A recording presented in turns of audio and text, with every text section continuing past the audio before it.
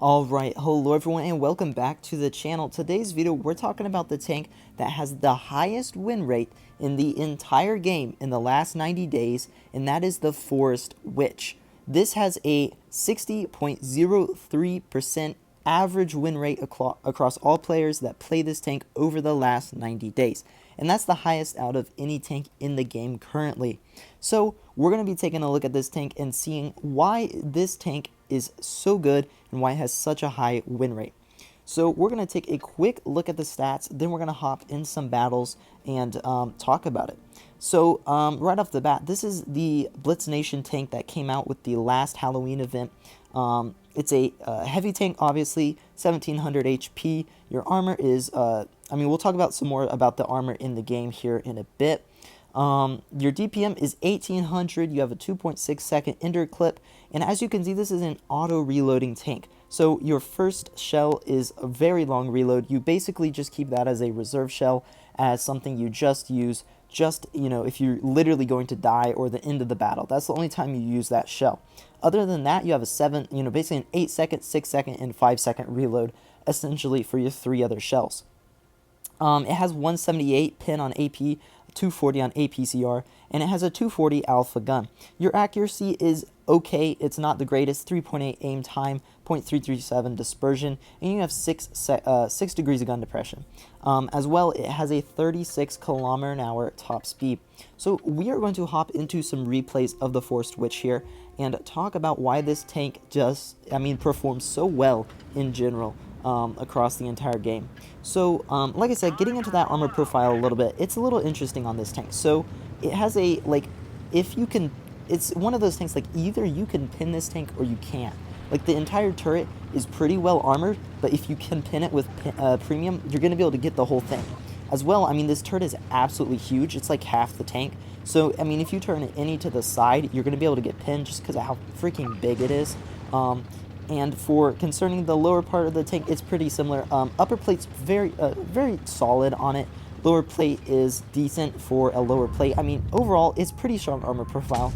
You're going to be doing pretty well. As you can see, the accuracy is not bad. We're easily hitting hat shots here, and no problem whatsoever with them. We're actually going to hit another one here, which that was a really good shot right there.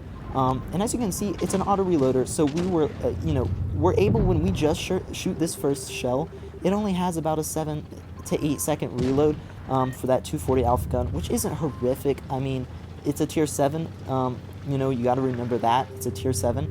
But yeah, once you get that full clip out, it's a lot of damage. And we unfortunately bounced that one. We're going to kind of rush this guy here.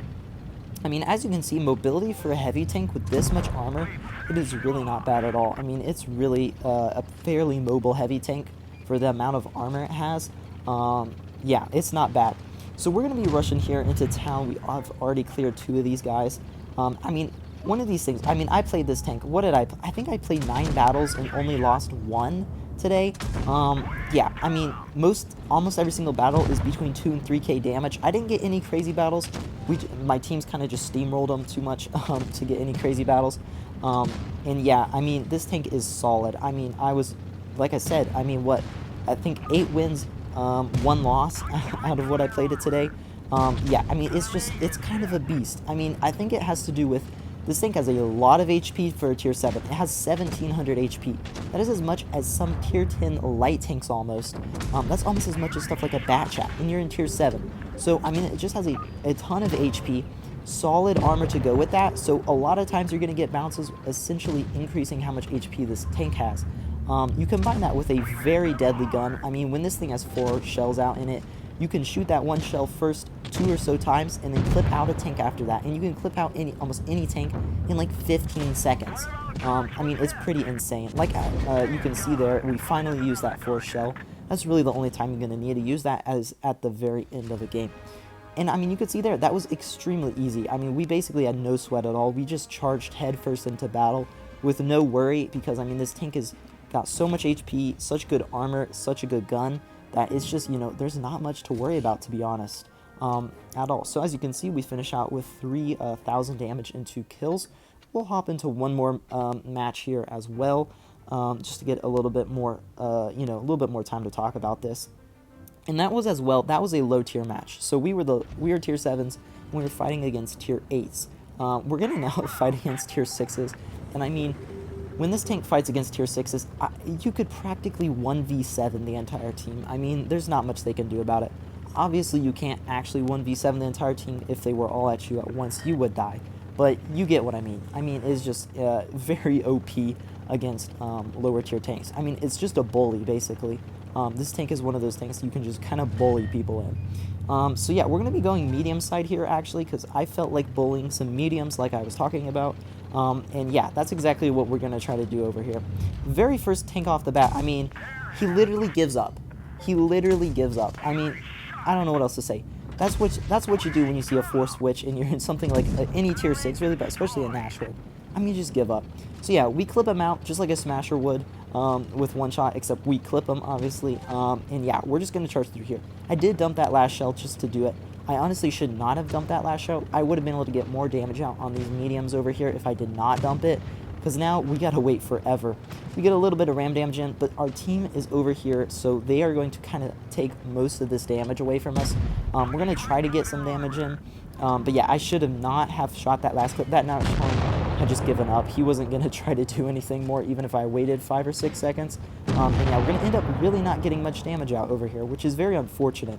But yeah, there wasn't much we could do about that. Really should have held that last shell. Like I said, it's so tempting to shoot that last shell, because when you're staring at a tank like a Nashville, and you're just like, man, I really want to shoot right now. But just be patient, wait for that reload, because it's not worth it to shoot that last shell almost any time. Again, only really if you are basically about to die or at the very end of a battle is really the only time. But I mean, as you can see, we absolutely bully that medium side. I mean, there's just no stopping this tank. We literally have a tank pushing us around like we're the boss of the map. That shot right there was just, I should have waited for the bounce a little bit longer. And yeah, we're just going to rush these tier 6, these tier 6s over here. These heavies, I mean, they just got no shot. They just have no chance over here. We are going to go for a shot here, and I was hoping this ram would kill him, but unfortunately it doesn't. I'm just trying to farm damage, to be honest, here, so I'm going to wait for that reload and try to clip out this cyborg over here. I accidentally blocked the Type 58, I think, because he did not get that clear out, but we will go for all 4 shells there, and I thought it was okay to go for 4 shells because we're so far away from the other tanks. Unlike where we were with the Nashville, and we were right next to the other mediums. Here, I mean, there's one-shot VK, and then the Tiger one is way over there, so it was, you know, acceptable to shoot that final shell and wait for that reload. But all we have left now is this Tiger 1, and he is over there with the Magnus and the Stir and Mill. And we're going to try to get over here in time. Obviously, heavy tank mobility isn't our strong suit, but we have our very friendly M4 back to help us out over here. We missed the shot. I was trying to get out. I thought the Stir and Mill was going to kill him. We actually didn't, and we were able to get the final kill out. So we finished that game with 2.8k damage as well as a nice 3 kills. And yeah, that was not a bad match either. And this is pretty similar to what most of my games were. I didn't have any insane games where I was getting like 4k damage in a tier 7. But I mean, just lots and lots of solid 2.5 plus k games. In a tier 7, that's about as much as you can ask for. And yeah, I completely understand why this tank has a 60% win rate. This is actually one of the most underrated, like, incredibly overpowered tanks. I don't ever hear anybody talk about this, but I mean, this tank is amazing. It is so good. Like, it's kind of like Smasher level, Annihilator level good. It at least feels like that when you're playing it.